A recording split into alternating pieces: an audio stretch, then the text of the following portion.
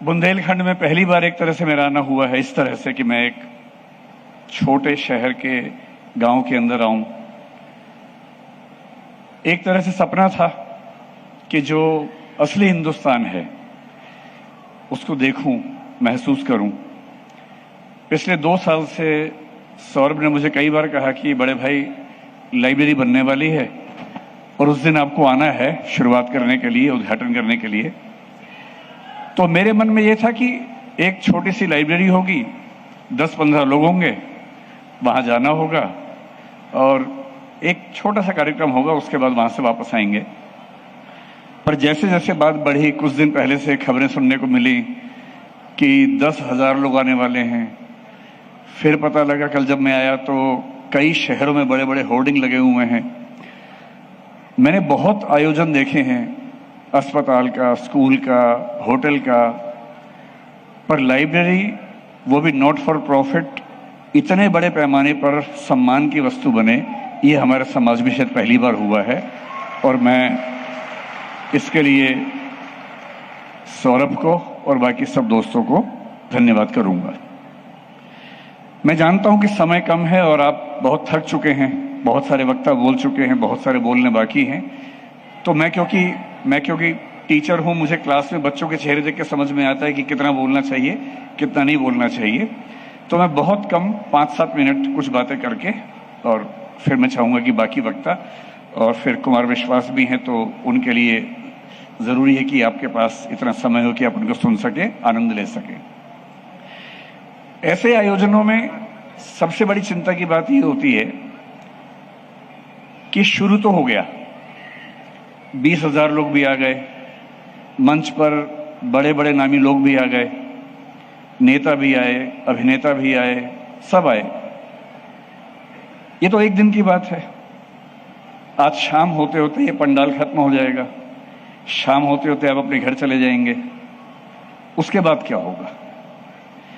और कोई प्रयोग अगर केवल एक दिन की चकाचौंध बन के रह जाए, ऐसा अक्सर होता है, एक बार की बात नहीं है, ऐसा कई बार होता है कि कुछ शुरुआत हुई, बहुत बड़े पैमाने पे हुई, खूब तालियां बजी, उद्घाटन हुआ, मीडिया में छापा, बड़े बड़े पत्रकार आए, 2 दिन, 4 दिन, 10 दिन के बाद उत्साह खत्म हो गया। आयोजकों का तो पता नहीं हुआ कि नहीं हुआ, समाज का उत्साह खत्म हो गया। मेरा सपना है कि ऐसी स्थिति इस प्रयोग की ना हो, और उस बात को समझाने के लिए केवल एक छोटी सी कहानी सुना के बात समाप्त करूंगा। उस कहानी में एक किरदार आप भी हैं, थोड़ा मैं भी हूं, ज्यादा सौरभ हैं। कहानी एकदम सच्ची कहानी है, रियल स्टोरी है, और वो आपको ये समझा सकती है कि इस लाइब्रेरी का भविष्य क्या हो सकता है, बशर्ते आप उसके लिए अपनी जिम्मेदारी निभाएं। 1999 की बात है, रियल बात है, कहानी नहीं है, रियल इंसिडेंट है। एक व्यक्ति थे जो NIIT नाम के संस्थान में दिल्ली में पढ़ाया करते थे, प्रोफेसर थे। उनका नाम है प्रोफेसर सुगत मित्रा। सुगत मित्रा पढ़ा रहे थे और ठीक अपना जीवन चला ही रहे थे, पर उनके मन में एक सपना था कि जितना मैंने पढ़ा, सीखा, अगर वो सिर्फ मेरे काम आया तो फिर उसमें सुख किस बात का है? क्या मैं अपनी शिक्षा को उन लोगों तक पहुंचा सकता हूं जिनके पास शिक्षा का क ख ग भी नहीं है, शुरुआत भी नहीं है?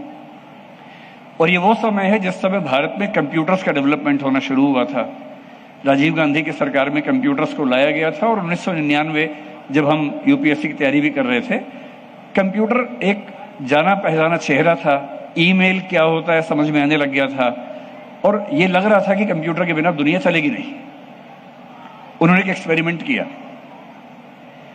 अपने इंस्टीट्यूट के पीछे एक झुग्गी बस्ती थी, कालका जी दिल्ली में जगह है, शायद आप जानते होंगे। उस बस्ती की तरफ दीवार में एक छेद करवा दिया, सिर्फ दीवार में एक छेद करवाया, और एक कंप्यूटर अपने इंस्टीट्यूट के अंदर ही दीवार के पास रखवा दिया। इतना ही किया बस। उस कंप्यूटर में बिजली का कनेक्शन था, एक माउस था, ऑन रहता था, और कोई स्टाफ का मेंबर केवल देखता था कि कंप्यूटर ऑन रहे, और कुछ भी नहीं किया। जो झुग्गी के बच्चे थे, गरीब बच्चे थे, उनको कंप्यूटर दिख रहा था, वो छू सकते थे, लेके जा नहीं सकते थे उसको। और सुगत मित्रा देखना चाह रहे थे कि अगर बच्चों को एक्सेस मिल जाए, पहुंच मिल जाए, तो क्या उनके अंदर सचमुच खुद सीखने की ललक होती है या बच्चों को सिखाना पड़ता है, बहुत कोशिश करनी पड़ती है। सिर्फ ये एक्सपेरिमेंट था। 3 महीने तक उनकी टीम ने कुछ नहीं किया, सिर्फ इतना कि कंप्यूटर रखा हुआ है, बिजली चल रही है, किसी से कोई बात नहीं की। धीरे धीरे देखा बच्चे वहां पर इकट्ठे होने लगे, कुछ कुछ करते थे, वीडियो गेम खेलते थे, कुछ और करते थे। और 3 महीने बाद वो आए, उन सारे बच्चों से मिले और उनसे कहा कि ये कंप्यूटर मैंने रखवाया था, आप मुझे ये बताइए कि क्या मैं आपके लिए कुछ और कर सकता हूं। सरप्राइजिंग बात है कि उन बच्चों ने ये कहा कि सर रखवा तो दिया, इसकी जो प्रोसेसिंग की स्पीड है थोड़ी सी कम है और जो माउस है वो ठीक से काम नहीं करता है, माउस चेंज करवा दीजिए, प्रोसेसर अच्छा लगवा दीजिए, हम और सीखना चाहते हैं। और ये पहला एक्सपेरिमेंट था जिसने साबित किया कि आप कुछ मत सिखाइए, केवल एक एक्सेस पॉइंट बना दीजिए जहां बच्चे आके अपने मन से कुछ कर सकें। तो कुछ लोगों ने उनसे कहा कि ये तो भाई दिल्ली के बच्चे हैं, दिल्ली के बच्चे स्मार्ट होते हैं और उनको तो पहले भी आइडिया होता ही है, ये गांव में नहीं चलेगा तुम्हारा। तो उन्होंने सेकंड एक्सपेरिमेंट इसी पे किया। उत्तर प्रदेश के एक बहुत पिछड़े गांव में, जैसे इस गांव के बारे में जो मेरे पास आइडिया है वो एक ही शिक्षा वगैरह में भी थोड़ा सा पीछे है, कुछ ऐसा ही गांव समझ लीजिए, चमारी गांव में समझ लीजिए।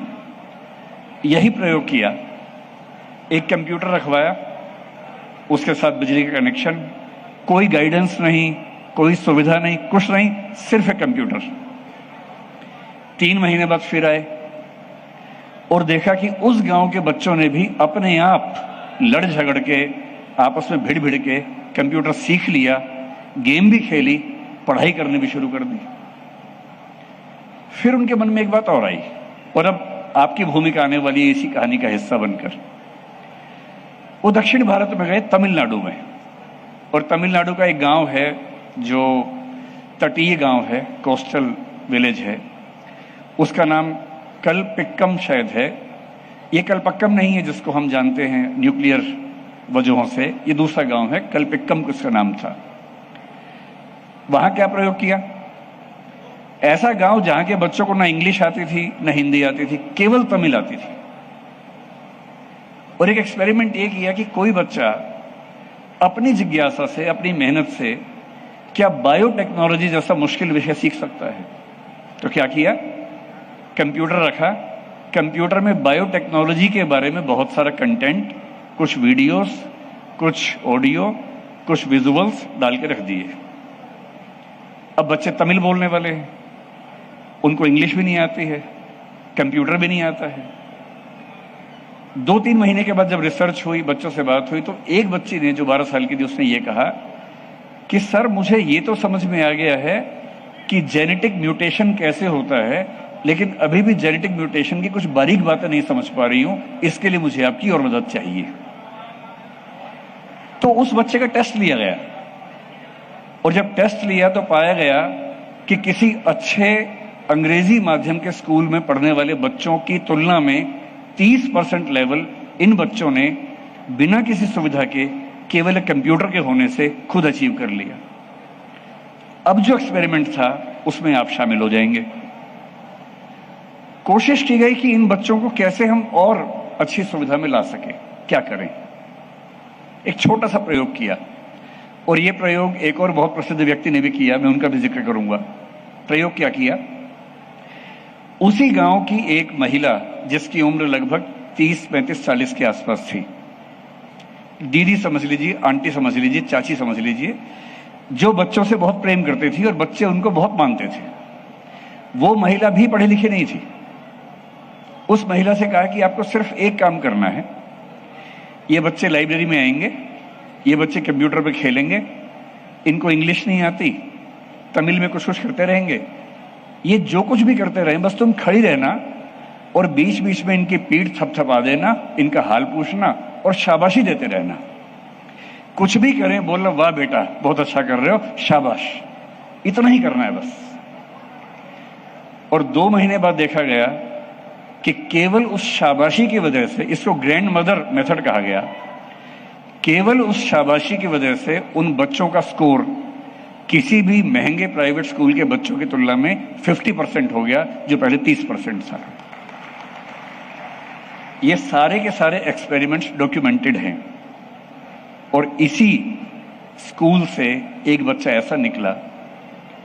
आज से 2 साल पहले सौरभ और मैं अमेरिका में 2 विश्वविद्यालयों में गए हुए थे वक्ता बन के स्पीच देने के लिए। उनमें से एक दुनिया के सबसे अच्छे विश्वविद्यालयों में से एक येल विश्वविद्यालय है और येल यूनिवर्सिटी में मुझे ध्यान है बड़ा अच्छा सेशन था। सौरभ, मैं और वहां पर जो भारतीय भाषाओं को जानने वाले बच्चे थे वो सारे उसमें ऑडियंस थे। येल को देख के हमें लगा कि काश हम या हमारे समाज के लोग ऐसे विश्वविद्यालय में पढ़ पाते। और अब मैं जो पीछे ला रहा हूं बात को, उसी एक्सपेरिमेंट में महाराष्ट्र में एक शिरगांव नाम का गांव है जो पालघर इलाके के बीच में है। शिरगांव का एक बच्चा जिसका नाम था अरुण चौहान, इसी कंप्यूटर से अपनी मेहनत से सीखते सीखते ऐसा सीखा कि इवोल्यूशनरी बायोलॉजी में येल यूनिवर्सिटी से पीएचडी करने के लिए उसका सिलेक्शन हुआ और केवल उस एक कंप्यूटर की वजह से हुआ।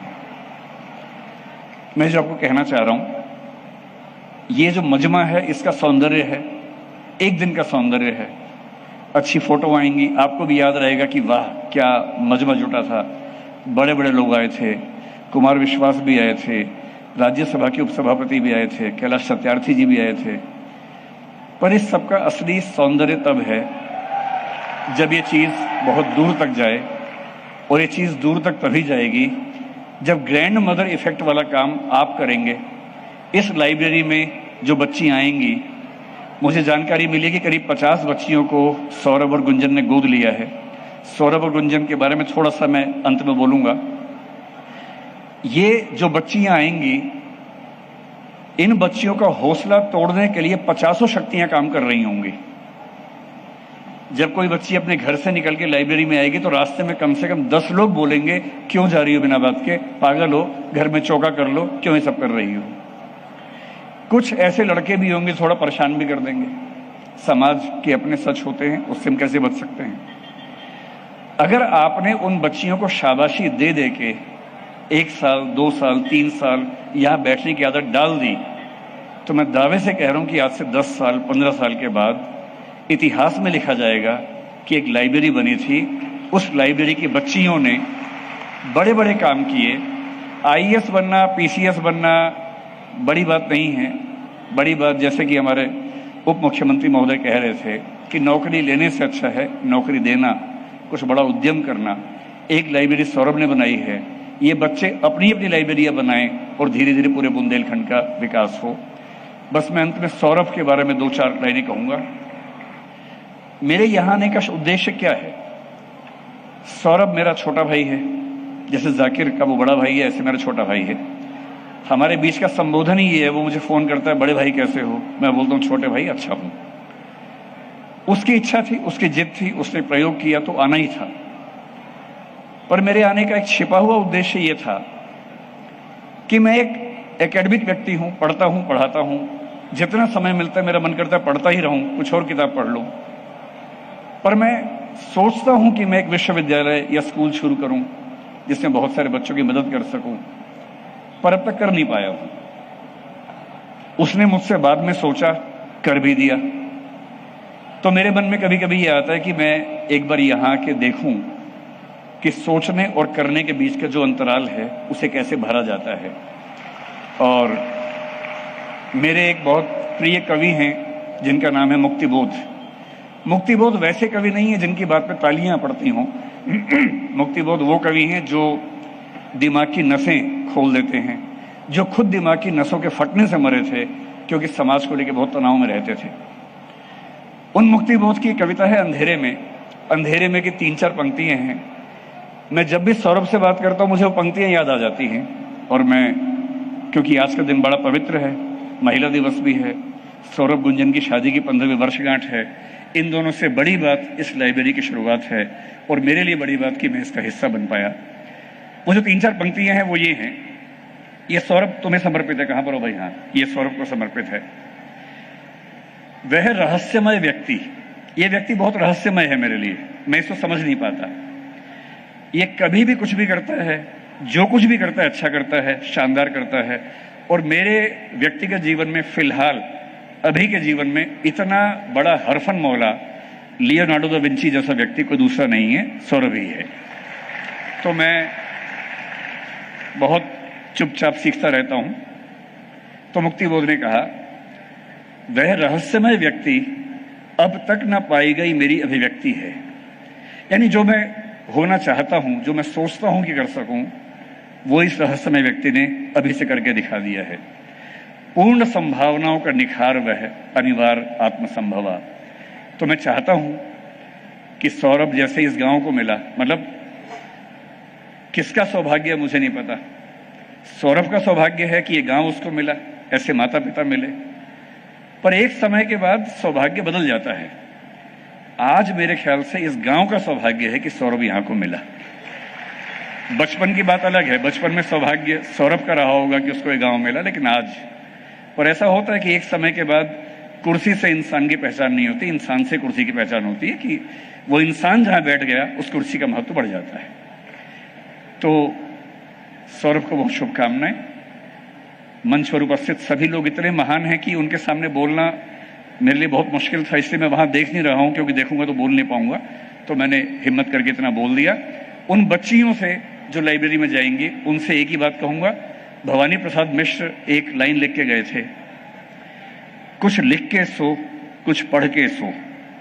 देखिए, जिनके पास पुश्तैनी जायदाद है, जिनके माता पिता बहुत बड़े उद्यमी हैं, बिजनेसमैन हैं, जिनके माता पिता नेता हैं, मुख्यमंत्री हैं, एमपी हैं, उनको अगर छोड़ दें तो बाकी सबके पास जिंदगी को बदलने का एक ही रास्ता है, और वो है पढ़ाई, और कोई रास्ता नहीं। इसलिए जिस देश की अधिकांश आबादी निम्न वर्ग, निम्न मध्य वर्ग की हो, वहां पढ़ाई से अच्छा कोई रास्ता नहीं है अपनी जिंदगी को अपने हिसाब से जीने का। पढ़ना जरूर है। डॉक्टर अंबेडकर ने बड़ी गहरी बात कही थी, खाने के पैसे हो ना हो, जूते पहनने के पैसे हो ना हो, पैर में जूता चप्पल हो ना हो, हाथ में किताब जरूर होनी चाहिए, क्योंकि किताब ही है जो जीवन को बदलेगी। और भवानी प्रसाद मिश्र ने बड़ी सुंदर बात कही थी, कुछ लिख के सो, कुछ पढ़ के सो, जिस जगह उठा था आज सवेरे, उससे तो कुछ बढ़कर सो, उससे तो कुछ बढ़कर सो। धन्यवाद, बहुत बहुत धन्यवाद।